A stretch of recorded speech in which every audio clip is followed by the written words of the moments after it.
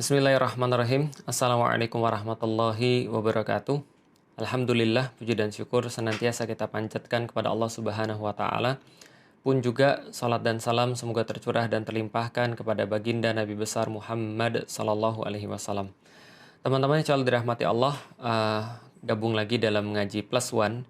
Kenapa saya buat seri ini? Saya buat seri ini supaya kita lebih mengenali diri kita sendiri, kita lebih tahu tentang diri kita sendiri, dan terlebih utamanya adalah ketika kita sudah mengetahui tentang diri kita sendiri, kita sudah paham tentang diri kita sendiri, maka kita bisa menggunakan kemaksimalan untuk berbuat sesuatu dengan diri kita, terutama adalah berubah menuju ke arah yang lebih baik setiap harinya.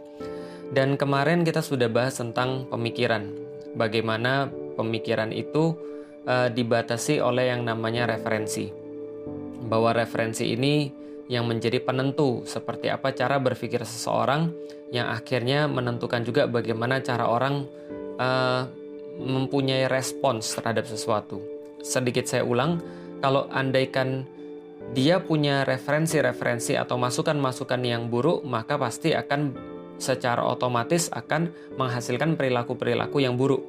Tapi kalau seandainya diri dia senantiasa dipenuhi oleh referensi-referensi yang baik, maka agak sulit bagi dia untuk bisa mengeluarkan hal-hal atau perilaku yang buruk. Kalau misalnya dipakai dalam kehidupan sehari-hari, ya mudahnya adalah kalau seorang penulis, ya dia harus lebih banyak memasukkan referensi-referensi tentang dunia tulis-menulis dibandingkan dengan dunia game misalnya. Atau misalnya ketika dia dikatakan sebagai seorang pendakwah, pengemban dakwah, maka referensi-referensi yang dia miliki harusnya berkaitan dengan dakwah. Maka misalnya kalau dia follow di Instagram, dia akan follow tokoh-tokoh dakwah. Kalau dia baca buku, dia akan baca buku orang-orang yang sudah pernah berdakwah. Kalau misalnya dia punya cita-cita, itu juga ada hubungannya dengan dakwah. Itu adalah referensi-referensi. Sama seperti ketika seorang chef atau chef wannabe misalnya. Ketika dia pengen jadi seorang tukang masak, ya dia pasti akan mengidolakan tukang masak. Dia pasti akan membeli buku-buku tukang masak. Dia akan senang ketika melihat masakan misalnya. Maka ini adalah salah satu contoh referensi-referensi itu adalah seperti dapur pemikiran kalau saya sampaikan. Maka apa yang bisa kita hasilkan, kombinasi-kombinasi makanan yang bisa kita hasilkan, itu tergantung daripada referensi-referensi yang secara sadar kita masukkan ke dalam kepala kita. Memasukkan referensi dalam kepala kita itu sadar. Dan pada gilirannya ketika sudah masuk dalam kepala kita, kerjanya otomatis. Itu yang kita sudah sampaikan kemarin. Maka jangan sampai kita secara sadar memasukkan referensi-referensi yang buruk. Karena walaupun kita nggak merasa, kita sangka bahwa don't worry, I've got this. Tenang, pokoknya saya bisa untuk memfilter yang mana yang buruk dan yang mana yang baik. Nggak apa-apa ketika saya follow orang-orang yang ngomongannya kasar. Nggak apa-apa saya follow akun-akun yang bersifat porno. Nggak apa-apa saya melakukan hal-hal yang kayak begini misalnya. Referensi bisa saya filter dan saya bisa mengikuti yang mana yang baik dan yang mana yang buruk. Salah besar. Kenapa? Karena kalau sudah masuk ke dalam kepala kita, maka dia akan menjadi otomatis. Otomatis mengubah diri kita. Seperti makanan-makanan yang buruk, kita makan kalau seandainya sadar, ya nggak langsung berefek. Tapi begitu dia sampai di perut, dia akan kemudian berefek. Dia akan secara otomatis mengubah apa yang terjadi dalam diri kita. Ini adalah referensi namanya. Nah, referensi ini yang menjadi batasan bagaimana cara orang berpikir, apa yang bisa keluar daripada dia. Contoh, kalau kita ibaratkan lagi referensi ini sebagai bahan-bahan dalam dapur pemikiran kita, maka kalau andaikan bahan-bahannya ini sedikit, maka sedikit pula yang bisa dihasilkan dari bahan tersebut. Tapi kalau bahan-bahannya semakin banyak, maka semakin banyak pula kombinasi-kombinasi makanan yang bisa dihasilkan dari dari bahan-bahan tersebut. Bagaimana seandainya kalau kita punya satu sumber atau satu dapur yang itu tidak terbatas bahan-bahan di sana, maka tidak terbatas pula hasil daripada masakan, kombinasi-kombinasi daripada bahan-bahan makanan itu yang bisa kita hasilkan dari dapur pemikiran kita. Dengan kata lain, orang berpikir itu kecanggihannya tergantung daripada bahan-bahannya.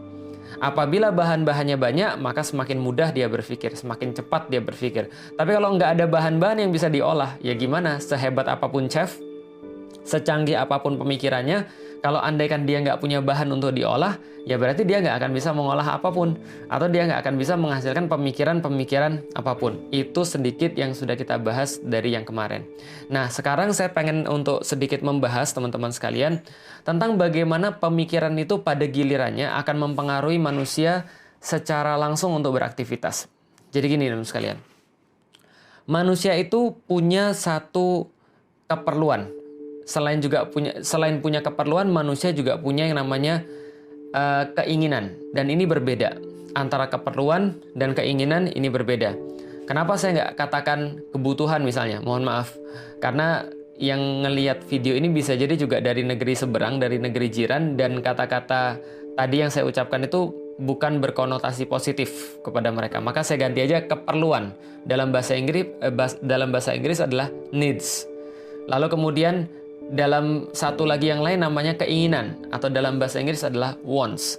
Jadi karena manusia ini Allah tiupkan ruh kepada jasad, yang jasad ini Allah ambil dari tanah, maka ketika yang namanya ruh dan tanah ini bersatu, muncullah ada konsekuensi namanya hawa nafsu. Ini pengamatan terhadap fakta yang ada. Maka hawa nafsu inilah yang kalau kita bagi-bagi lagi, dia memiliki dua tuntutan. Pertama, tuntutan yang bersifat keperluan. Yang kedua, tuntutan yang bersifat keinginan. Dan ini berbeda. Ada yang namanya keperluan, ada yang namanya keinginan. Apa sama-sama di antara keduanya kesamaannya? Kesamaannya adalah dua-duanya menuntut sebuah pemenuhan. Menuntut sebuah fulfillment. Menuntut sebuah pemenuhan atas dia. Tapi lebih banyak bedanya daripada samanya. Apa bedanya? Ini bedanya. Namanya keperluan itu, dia bersifat doruriyah. Dia bersifat sesuatu yang harus dipenuhi. Beda dengan yang namanya keinginan. Keinginan tidak harus dipenuhi. Sekali lagi ya, namanya keperluan itu harus dipenuhi. Kalau keinginan tidak harus dipenuhi. Apalagi, kalau yang namanya keperluan karena dia wajib untuk dipenuhi, kalau nggak dipenuhi, berarti akan merusak tubuh, berarti akan mati. Tapi kalau yang namanya keinginan nggak dipenuhi, nggak apa-apa. Itu adalah keinginan. Apalagi bedanya? Bedanya, keinginan itu, keperluan dulu, biar seragam. Keperluan itu, yang namanya triggernya itu dari dalam. Dengan kata lain, nggak ada apapun di luar, maka dia pasti akan ke-trigger sendiri. Karena ke-triggernya itu dari internal. Sedangkan yang namanya keinginan, itu di-triggernya dari luar. Itu wajib dari luar. Nggak ada keinginan yang di-trigger sendiri. Dari dalam itu nggak ada.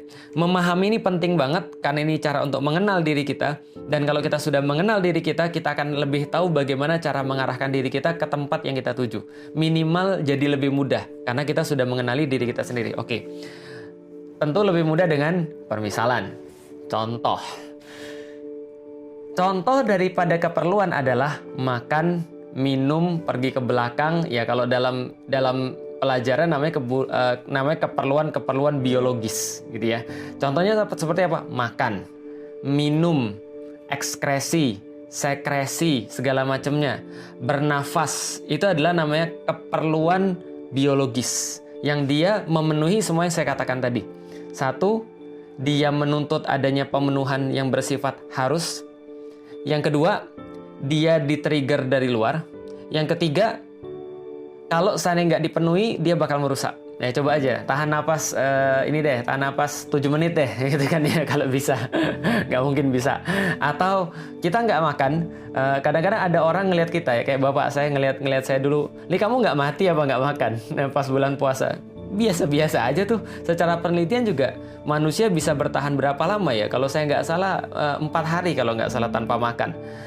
Dan sekitar 2 hari tanpa minum.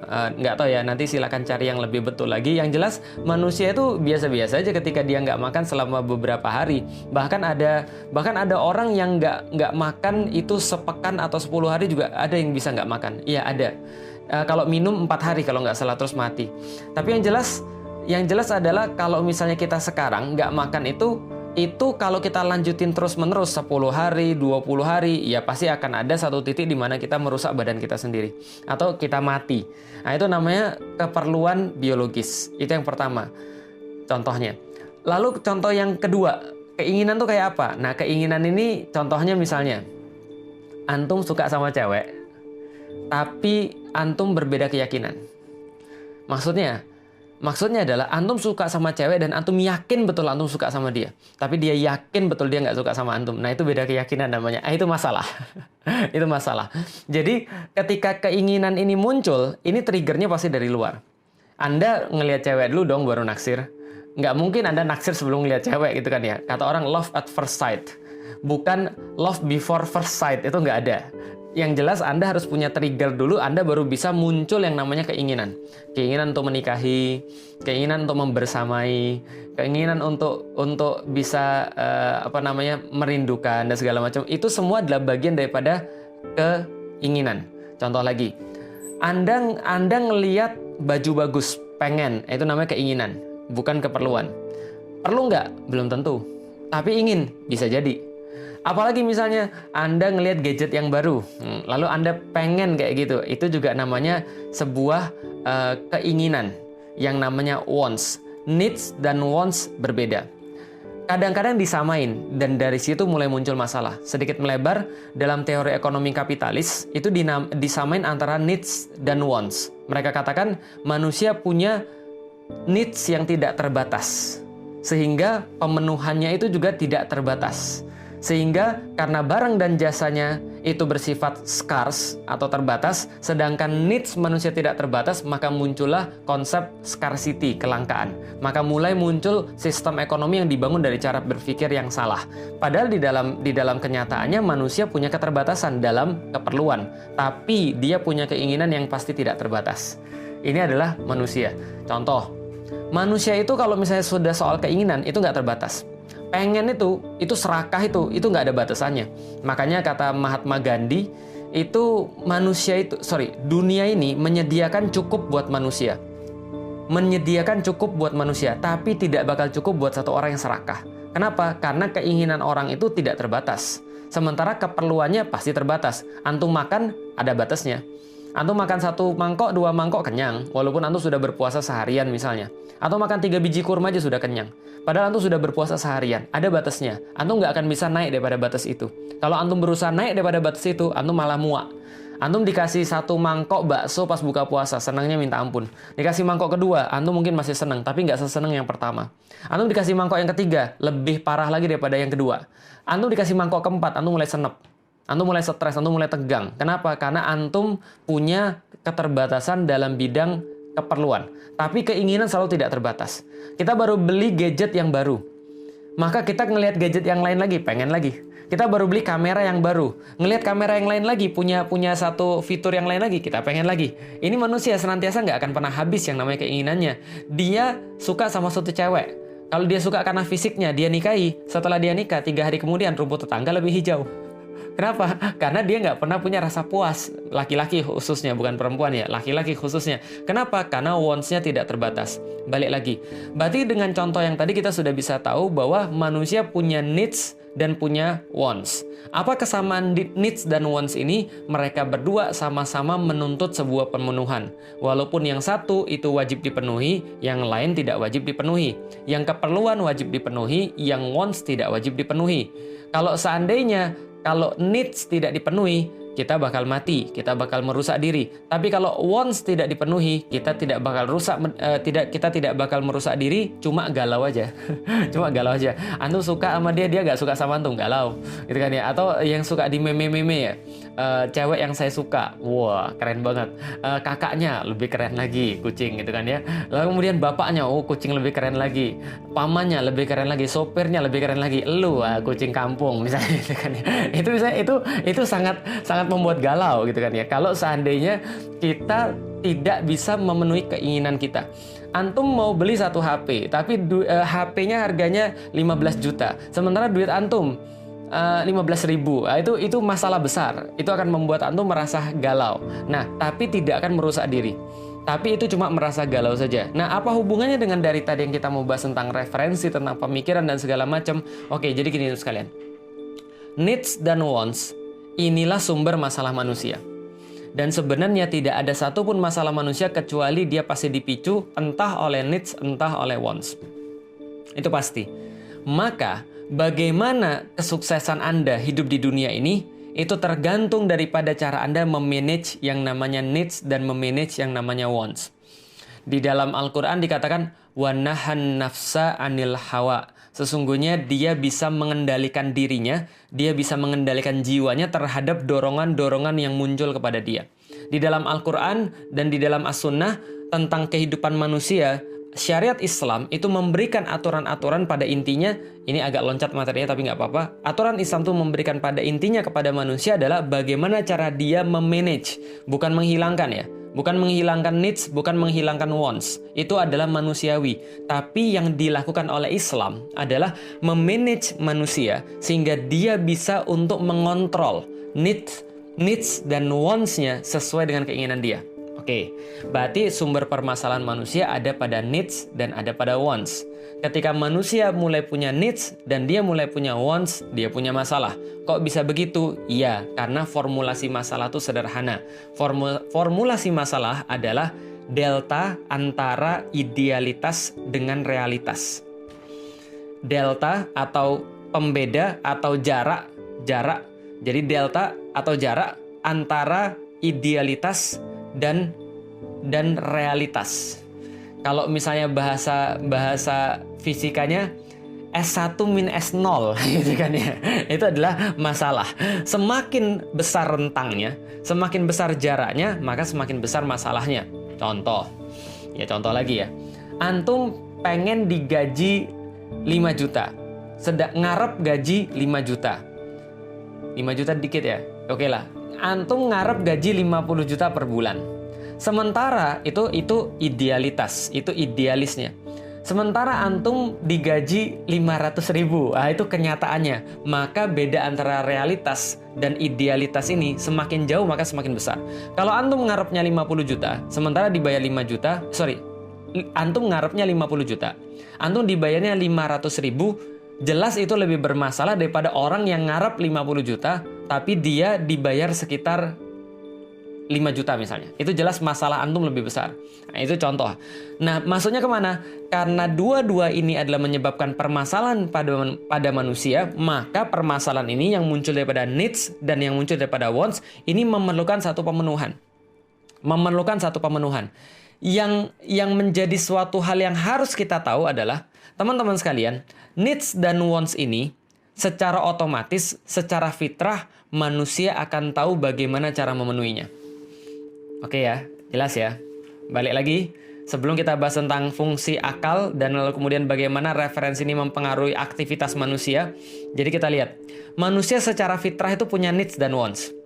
Dan ini yang membuat dia punya masalah dalam hidup dia. Karena seluruh masalah manusia muncul dari situ. Semuanya masalah manusia muncul dari situ. Dari keperluan dan dari keinginan. Maka dia menuntut untuk dipenuhi. Apa yang bisa dipenuhi, dengan apa dia bisa memenuhi ini? Ini manusia sudah otomatis tahu. Contoh, antum kalau lagi lapar, ya, nanti ya jam 4 sore ya, pas lagi lapar-laparnya misalnya, atau jam 3 sore ya, pas lagi aus-aus dan lapar-laparnya, antum secara otomatis nggak usah diajarin, itu sudah bisa tahu bahwa ketika antum ngelihat ayam goreng, antum akan merasa baru pengen makan. Antum ngelihat rendang, antum jadi pengen makan. Lihat buah-buahan yang berlain-lain warnanya, itu langsung buat antum jadi Masya Allah, keren banget. Dan antum cuma bisa merasa ingin untuk memenuhi sesuatu itu, perlu untuk memenuhi keperluan antum itu kalau antum melihat barang-barang yang tepat. Makanan, antum baru menjadi pengen, nafsu gampangnya. Kalau antum sudah sampai pada satu posisi di mana antum pengen kawin, ketika antum melihat cewek bagi cowok, itu baru antum pengen mengawininya atau pengen menikahinya. Lalu kemudian kalau antum ngelihat cowok nggak pengen, nah itu normal, paham ya? Jadi secara fitrah manusia itu bisa membedakan ini bisa memenuhi atau ini bisa memenuhi. Yang ini nggak bisa memenuhi kayaknya, itu secara fitrah bisa. Maka kalau antum lagi lapar, antum nggak akan merasa ngiler ketika antum ngelihat printer. Kalau antum lagi pengen nikah, antum nggak akan laki-laki. Kalau antum laki-laki pengen nikah, antum nggak akan nafsu ketika justru ketemu dengan seorang kakek-kakek misalnya. Kenapa? Karena sederhana. Yang antum lihat, antum bisa membedakan mana yang bisa memenuhi keperluan antum, keinginan antum, mana yang tidak bisa. Wah, pertanyaan Ustadz, bagaimana kalau agak mundur Ustadz pertanyaannya? Gimana kalau misalnya ada orang, kata Ustadz kan kalau namanya keperluan tuh triggernya dari dalam. Kayak makan, itu triggernya dari dalam. Lapar tuh dari dalam. Gimana kalau saya ngelihat sate, lalu kemudian saya jadi lapar Ustadz? Bukannya itu triggernya dari luar? Salah. Kalau antum ngelihat sate, antum lagi lapar. Antum lihat sate, lantas antum lapar, pengen makan sate. Coba makan yang lain. Makan yang lain, makan apa kayak soto atau apa sampai kenyang. Nah setelah kenyang, lihat satenya lagi. Masih pengen? Enggak. Karena kenapa? Karena sudah kenyang. Kalau kita sudah kenyang ngelihat satenya, nggak pengen lagi. Berarti triggernya dari dalam, bukan triggernya dari luar. Tapi kalau antum sudah makan banyak dan tetap lapar ngelihat sate, itu bukan lapar, itu namanya serakah. Paham ya? Berarti dia bukan masuk lagi kepada keperluan, tapi dia sudah masuk ke dalam keinginan. Oke, kita lanjut lagi. Karena setiap keinginan dan keperluan itu perlu pemenuhan, menuntut pemenuhan, maka dari situlah muncul masalah. Dan ketika manusia itu turut pada fitrahnya, dia bisa membedakan mana yang bisa memenuhi dan mana yang nggak bisa memenuhi.